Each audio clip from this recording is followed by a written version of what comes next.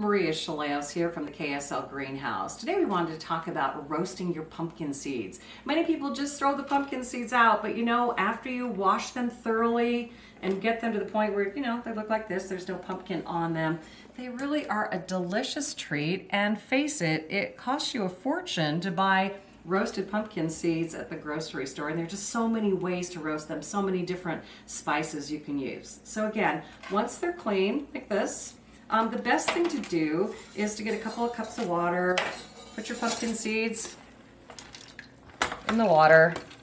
These were from the very small pumpkins, so there aren't very many seeds here, but just to show you. And then we're just going to want to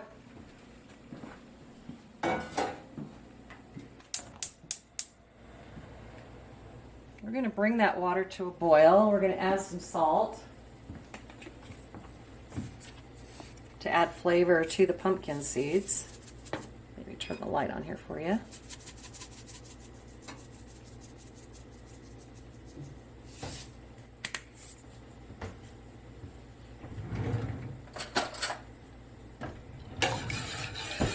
Again, we're just going to bring that to a boil, and then we're going to let those pumpkins boil for about 5 minutes. While your pumpkin seeds are boiling, you want to cover a cookie sheet with some parchment paper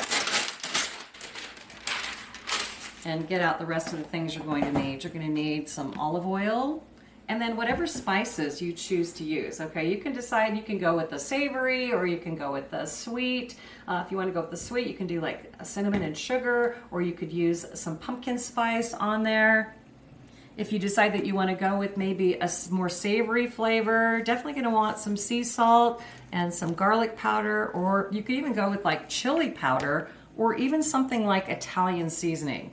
Whatever spice you like, you can do on these pumpkin seeds, and roasted pumpkin seeds are delicious. Okay, so after these have boiled for about 5 minutes, I'm going to drain off the water.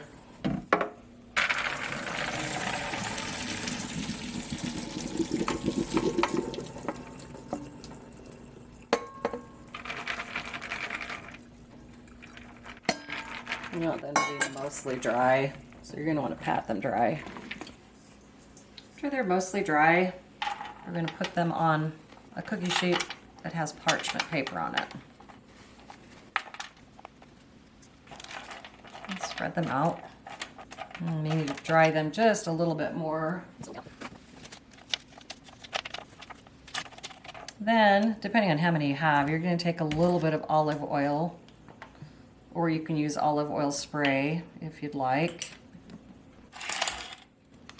I don't want to put too much. I mean, you probably need, for this amount, maybe a couple of teaspoons olive oil, so I don't want too much olive oil. And then you have to decide what your flavor is going to be. I usually pick something savory, like garlic powder and sea salt. But this time I thought, since I've not tried anything sweet, this time around I'm going to try a little bit of cinnamon and sugar. And then what we're going to do is we are going to roast these in the oven at 350 degrees for 15 to 25 minutes. So at 15 minutes they weren't dark enough, so hopefully this has been 25. They're not too dark. Oh no, they look perfect. You really want them to look kind of toasty brown.